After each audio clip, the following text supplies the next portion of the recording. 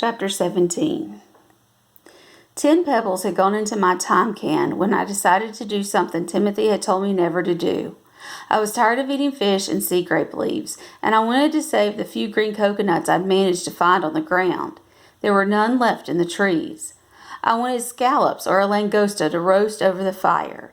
I didn't dare go off North Beach for scallops because of the sharks, but I thought there might be a langosta clinging to the coral at the bottom of the fishing hole. From what Timothy had told me, the sea entrance into the hole was too narrow for a large fish, a shark, to swim through. Barracuda, he had said, could go through, but they were not usually dangerous. If there happened to be an octopus down there, it would have to be a very small one. The big ones were always in deep water, so he had said it was safe for him to dive in the hole. I sharpened a stick the way Timothy had done, but I knew that if I felt a langosta with my left hand, I would have to be very quick with my right hand, or it would use his tail to push away from me across the sand. With Stu Cat, I went down to the reef and felt my way along it until I found the familiar edges of the hole. I told Stu Cat, if I'm not out in 20 minutes, you better jump in and get me. The crazy cat rubbed along my leg and purred. Holding the sharpened stick in my right hand, I slipped into the warm water, treading for a moment, waiting to see if anything came up. Then I ducked my head under water, swam down a few feet, and came up again.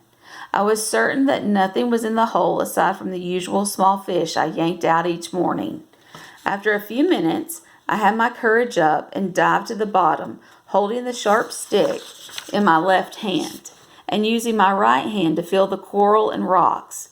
Coming up now and then for air, I slowly felt my way around the bottom of the small pool, touching sea fans that waved back and forth, feeling an organ pipe coral and bigger chunks of brain coral. Several times I was startled when seaweed or sea fans would brush against my face and swim quickly to the surface. It must have taken me nearly 30 minutes to decide that I could hunt langosta in the hole. This time I dived in earnest. I went straight down, touched the bottom, and then took a few strokes toward the coral sides of the pool. Timothy had said that langosta were always on the bottom, usually over against the rocks and coral. To my amazement, I touched one on the first sweep and drove the sharp stick into him, swimming quickly to the surface. Panting, I shouted to Stu Cat, "Lobster tonight!"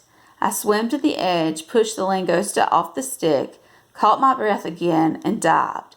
I dived many times without again touching a hard shell that meant langosta. I began sticking my hands deeper into the shelves and over the ledges near the bottom. I rested a few minutes, then decided I'd make one more dive. I was happy with the lobster that was now on the reef, but it was quite small, barely a meal for Stu Cat and myself. I dived again, and this time found what seemed to be an opening into a deep hole, or at least the hole went far back. There has to be a big lobster in there, I thought.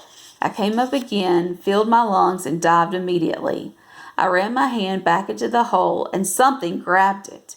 Terrified, I put my feet against the rocks to pull away. The pain was severe. Whatever had my wrist had the strength of Timothy's arms.